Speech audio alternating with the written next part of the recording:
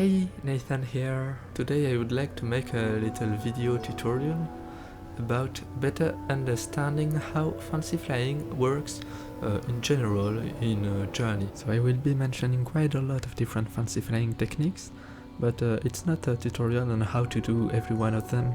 My aim is more to give you insight on how to use them more efficiently.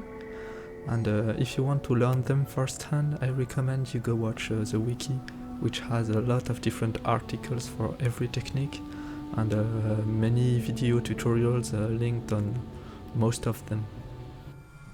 I'd like to mention that I have the two camera axes inverted on my right stick, so if I push the right stick up, the camera goes down. If I press it right, the camera goes left, and so on. Any fancy flying technique in Journey starts with a dive. A dive is when you aim the camera to the ground and have the left stick fully forward, and you're in this position in the air, you know? The wayfarer is going to the ground a bit like a bird of prey attacking from very high above. And when you are in a diving position, you are actually building up some momentum. Momentum which can later be transferred into a boost, in order to get a very high, for example. To build the most momentum possible during a dive, your camera has to be aiming as much down as possible. So the more to the ground it is, the faster you will be building up momentum, and the more you will be able to store it as well. And you have to know that on top of that, if you jump during a dive, like this, it allows you to build up even more momentum, well, at least a lot faster, and up to a certain point, of course. I can demonstrate it to you in-game, and I think the most easy way to see it is with Dropshoot. Dropshoot is when you are diving against the ground itself, not in the air. And it has two perks, which is first, since you are against the ground, you are not losing any altitude during the dive, therefore it's easy to compare boosts afterwards. And also the sand recharges your scarf if you keep on jumping against it, like this. Here I hold the jump button and my scarf recharges because I have the white robe. So I will now perform a drop shoot with the camera fully to the ground at the end of Pink Desert. You will notice I flick my right stick left and right quite fast. This is to keep the camera fully to the ground. It doesn't have to be this fast, but here I really don't want it to level out. So I keep on going quite aggressively with it. I did a little boost in the middle because I wasn't sure my camera was still aiming enough down. So I will now perform another drop shoot, but I won't press my camera fully to the ground like this. I will up level it a little here, and I will go from dune to dunes like this. So you will notice I drop shoot faster because the camera angle is better for speed, but in the end the boost, you see, it's not that great, especially because I was a lot leveled here. The more horizontal the camera is, the worse it becomes. Okay, so now I demonstrated how it works when starting on the ground. I will do the same, but this time in the air. So a drop shoot in the air is nothing more than a dive boost when the camera aims fully down, or a level boost when it aims more to the horizon. When you dive in the air rather than on the ground, you have to consider the fact that you lose altitude during the dive. And when boosting, you will have to regain this altitude first, and only then you will gain some height. So now let me show you in Broken Bridge how we can compare dive boost and level boost. So first I will do a dive boost from here. So camera fully to the ground, I do my jumps one by one, and when I'm ready I boost. So here I gained enough height to reach the top of these little pillars here. So I aimed badly, but you can get on top of them. And now I will do the same, but I will level my camera during the dive rather than having it fully down. And I will see it will make me lose less altitude while diving. During a dive, it's often a great idea to jump about every second, because it will allow you to cover more distance and to lose less altitude. And if for some reason you choose to hold the jump button down, then maybe it's better to boost just after you have emptied your scarf. So let's do it. So here, this camera angle seems nice, and then I boost. As you can see, I got a little bit higher. So when you are level boosting, you can also level the camera progressively, more to the ground like this, a bit more down, put it to the ground, and I boost. I tried it. To me it seems like it works exactly the same as when you are level boosting with the same camera angle, which is about this, for the whole duration of the dive. Okay? So yeah, do as you wish. I will now perform a level boost, but this time I will try to have my camera as horizontal as possible during the dive. It's an angle close to this, I think, 15 degrees or something, and you will see, look at this boost. It's just terrible. So let me recap what we have seen so far regarding Dropshoot, dive boost or level boost. So this is a graphic I created for the main fancy flying page of the wiki, and it simply shows the different fancy flying techniques there are based on their diving angle with the camera. So here you can see the Dropshoot, and as we have seen at the start of this video, in order to get the better boost possible, you have to keep your camera aiming as much to the ground as possible, like this. Actually, in some circumstances, you can even push it even more forward to the ground. It's called the super Dropshoot, and it gives you an insanely powerful boost. But that's another topic. When we compare dive boost to level boost, it's the same technique, just a different camera angle. It's a bit the opposite, because you tend to lose altitude during the dive.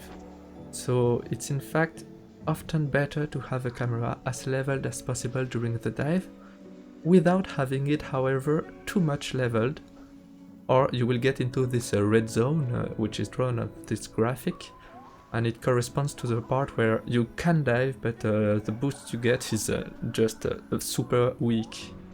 So you should always try to aim with your camera at an angle around here when you are doing a level boost. It will be hard to recognize at first, but with experience you will get better at it. So now let's use what I have explained to you about dive boost and level boost to get better at flyer boosting. When you are flyer boosting, like in Broken Bridge here, the flyers have two very nice features which we will use. The first one is when you chirp at a group of flyers during a dive, they will make you hover in the air. You glide for about 2 to 3 seconds, depending on the flyer group size. And this prevents you from dropping in the air during the dive. So basically, if you chirp at a flyer group with a camera aiming fully to the ground, it allows you to build up more charge because you won't lose any altitude for a short moment. So it's a thing to keep in mind. And on top of that, when you chirp at flyers, they will make you glow. When you are glowing, like here, you can hold the jump button down and you won't use your scarf power at all. It's a period where you get some free jumps, so you can use it for this, or just let yourself glide without even jumping. It's up to you. When the flyers are rather spaced between each other, you should only worry about aiming at them the best you can. So in Broken Bridge, it often means having a leveled camera angle, because the flyers are far away. But if for some reason you end up higher than before and the flyers are close to you, then dive with the camera fully down to reach them. Avoid having your camera angle too leveled during a dive though, or you won't build any boost as we have seen before. In Journey there are two main ways of boosting, which is basically by putting a camera to the sky and moving forward. or putting the camera down and moving the left stick towards you. And both are very useful for flyer boosting, but in case you are a little confused as to which one to use when, I'll explain a little bit how this works. So first, when you boost with a camera facing at the sky, it's often the best solution when you want to aim at a precise platform, and so you just aim at it like this, and well, it's easy to get on top, as you see. But the thing is that movement from a camera fully down up to the sky, it uses a little bit of your momentum, and this make you lose a few centimeters of altitude after boosting, so you should keep this in mind. And also, if you run out of boost when boosting like this, the camera will be very slow to retrieve a diving position. So you really want to dive again before you actually run out of boost. Like this, up, you dive again, and this is fast. So you have to actually estimate how much boost you have in store, and that's not always easy to do. In Broken Bridge I use this way of boosting mostly when I want to reach a flyer group that isn't far away. Like this, I do a little boost in the air, I dive again. It's a way to travel very fast. So now boosting with the camera facing at the ground is often the safest option. You basically go from diving position to boost. There is no transition with the camera, you push all the way up. So you actually start boosting faster, and you don't use any momentum in the process. It can grant you a little bit more height. This way of boosting is great to gain quite a lot of height quickly. So if you end up getting too close to the ground, for example, boost this way. Because you will keep on looking at the ground, it's more easy to know where to dive at next. Also, if you run out of boost in the air, you can start another dive fast. However, it's more easy to bump into objects, because you can't actually see where you are going. So you see, bonk. Avoid this. When you boost with the camera facing at the ground, it's often a good idea to learn how to turn the camera sideways and only then boost towards it in order to continue on moving in the same direction. It's a very useful move which we use a lot for Dropshoot as well, like this. Watch carefully my sticks. Don't forget I have an inverted right stick axis. So you turn it sideways and then you turn the left stick towards you. It works the same with Dropshoot. So of course don't forget the main goal with flyer boosting is to have fun. So do things you like, try fancy stuff. Now I will show you a flyer boosting example. So here I chirp and I use the 3 jumps the flyers give me. Little boost facing the sky for speed. Then now I boost facing the camera because I was a bit close to the ground, and now it's easier to aim at the next flyer group because I gained a bit of height. Then I'm just having fun with the camera here. So, and now I'm getting close to the end of my dive boost, so I try to aim my camera as much down as possible. Little boost here because I was too far away from the last flyer group. And then I charge with the 3 jumps they give me and I boost facing the camera to get the most possible height. Now I gain enough height to get out of bounds basically. Okay, so now I will perform a bit of flyer boosting in the tower level. The difference with Broken Bridge is that here you've got a lot of flyers to chirp at, and they can let you hover in the air continuously and therefore allow you to charge with the camera fully to the ground all the time for a stronger boost. When you can flyer boost like this, avoid having the camera leveled. Your boost won't be very great. So let me show you. So actually I won't hold the camera right stick fully to the ground. I will just turn it left and right when I need. Because holding it to the ground, if you got some objects nearby, it can make the camera rise instead. So here maybe I push it a bit down to make sure it's still aimed down. But yeah, getting close to these little platforms for example can mess up the camera angle if you hold the camera down like this. Okay, time to boost. So here I try to boost rather close to the tower because there are some platforms here I don't want to hit. And as you see, I can reach the very top of the tower like this. If my camera was a little bit leveled during the dive, this wouldn't have been possible. So what I explained about the camera angles for dive boost and level boost, it works the same for slow boosting. So meaning when you do slow boost, which is basically instead of left stick fully forward, you hold it only a little bit like this during the dive. So this can be done with the camera fully to the ground or leveled. The difference with a dive boost is because you are diving in the air ever so slightly, it doesn't matter anymore if your camera is fully down or leveled. The altitude you will gain after boosting is more or less the same. However, when you slow boost with flyers, it's important to keep the camera fully to the ground because it will improve the boost, okay? So let me show you a little example of this boost with so here I slow. As you have noticed before with the dive boost, I was holding the jump button down continuously. You can also pump it if you prefer here, it's as you wish. With slow boost here, it's exactly the same situation. I can either pump it like this or hold it down like this. Both work rather nicely, so and let's boost.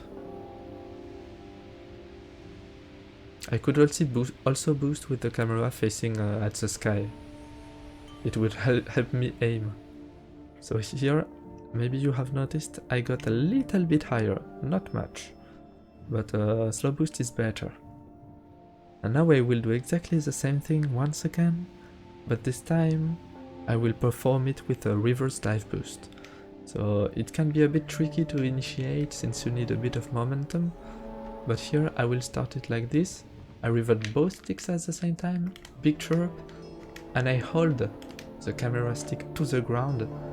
I chirp continuously and I hold the jump button down, and when ready I just boost like this. And reverse dive boost, you will see it's actually even more powerful than slow boost. You see? This is how high I got. It's the best out of the three options you got here. So now I will show you what flyer boosting looks like in the kelp room of UG, which could have been done the same in the first rest stop of Sunken City. So actually it works the same, basically, but because the flyers are more closer to each other, it may be a good idea to hold the right stick fully to the left or to the right like this, and this is how you aim at the flyers basically, and you do big chirps continuously. Okay, it works the same with a slow boost. You just lower the pressure on the left stick and you do the same. And with reverse dive boost, it's exactly the same. Left stick, you turn it sideways like this, and you chirp continuously, and then you can boost, and you can actually reach out of bounds this way.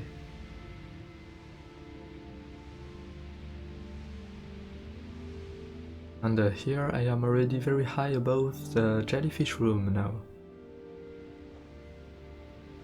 So now I'd like to speak a little about flap boost. So flap boost is like the super slow version of a slow boost, with only very little pressure on the left stick. And I can see two perks to it. The first one is that you don't need a lot of space environment for the dive at all, because you move very little forward. And the second one is you don't lose any altitude during the dive because you go very slowly. So in the end, it's possible to get a boost slightly more powerful than the one from a slow boost. However, with a flap boost, once you have done like 6 or 7 jumps in the air, it seems like you reach a peak, after which you can't go any much higher than this. So this is why it's not a great idea to do flyer boosting with flap boost, because it's sort of useless. Maybe if you have a rather short scarf, you can do like you can chirp at flyers once and then you empty your scarf, or you chirp at them mid-air during the flap boost, but other than this it's pretty useless. Slow boost doesn't have this max height cap. You can just keep on going with the flyers and it can increase your boost a lot. I will now show you an example when I will chirp at flyers continuously with a flap boost. I let them carry me, I flap, let them carry me, I flap.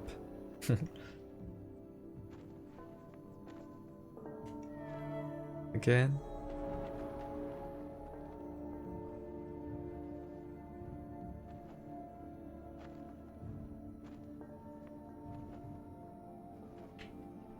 And then I boost. And the maximum height, you see, it's not very powerful, it's a bad idea. So that's it. I hope this tutorial will help you gain lots of height. I wish you the best of luck.